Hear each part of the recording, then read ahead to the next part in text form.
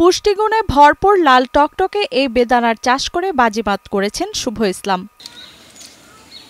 ৩ বছর আগে ভারতে ঘুরতে গিয়ে সুপার ভাগুয়া জাতের একটি বেদানার চারা এনে রোপণ করেন কৃষক শুভ ইসলাম। এরপর সেই চারা থেকে এখন ৩০০ গাছের সমারোহ। ১ বছরের মধ্যে প্রায় ৭ কেজি ফলন হওয়ায় তিনি এই গাছ থেকে গুটি কলম করে আরো ২০টি চারা তৈরি করেন। এখন তার বাগানে আছে ৩০০টি গাছ। ওখান থেকে ২০টা গাছ করি, ২০টার পরে আমি আবার এখানে ৩০০ গাছ অলরেডি রানিং করেছি আর কি। ২.৫ বিঘা জমিতে করা এই বাগানে এক এক গাছ থেকে ১০ থেকে ১২ কেজি ফল পাবার আশা রাখছেন শুভ। জমির উপরে করেছি, ইনশাল্লাহ আমি প্রত্যেক গাছে এবার এক এক গাছে ১০ থেকে ১২ কেজি করে প্রোডাকশন পাবো। উন্নত জাতের বেদানা হয় বাগান থেকে ৩০০ থেকে ৪০০ টাকা কেজিতে বেদানা কিনে নিয়ে যান পাইকাররা। ৩০০ বা ৪০০ টাকা কেজি দ্বারা যদি বিক্রি করি তার মোটামুটি একটা বেনিফিট আসবে আর কি। শুধু ফলই নয়, পাশাপাশি চারাও বিক্রি করেন শুভ। চারার প্রকার ভেদে প্রতি পিস চারা ৪০০ থেকে ৬০০ টাকা দরে বিক্রি করেন তিনি। চারা মোটামুটি এখানে নিতে আসে, চারা মোটামুটি ভালোই চাহিদা আছে,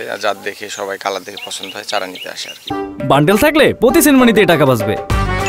বিকাশ সেনমানি বান্ডেল কিনে জিতুন প্রতি লেনদেনে। ডালিম, যাকে আনার বা বেদানা ইত্যাদি বিভিন্ন নামে চিনি। ডালিমের উন্নত জাতি হলো আনার বা বেদানা। আনার খুবই আকর্ষণীয়, মিষ্টি, সুস্বাদু এবং পুষ্টিকর একটি ফল। নিয়মিত পরিচর্যা করলে আনার গাছ থেকে সারা বছর ফল পাওয়া যাবে। আনারের খাদ্য উপযোগী অংশ এরিল নামে পরিচিত। এত সুস্বাদু একটি ফলের উৎপত্তি ইরান ও ইরাক, মধ্যপ্রাচ্য, ভারত, পাকিস্তান ও আফগানিস্তানে জলবায়ুতে সেরা ডালিম বা আনার চাষ হয়। শুভ ইসলামের বাগান দেখে রাজশাহীর চারঘাট উপজেলার অনেকেই এখন বেদানা চাষে আগ্রহী হচ্ছেন। উন্নত জাতের বেদানা চাষ করে স্বাবলম্বী হওয়ার স্বপ্ন দেখছেন তারা। ভাই বাগানটা করেছে, আমরা দেখতে একদিন আসিনি, আজকে আসলাম প্রথম। বাগান দেখে ভালো লাগছে, হয়তো ভবিষ্যতে আমরাও করব, একটা পরিকল্পনা আছে। বেদানার বাগান দেখে আমারও ভালো লাগছে।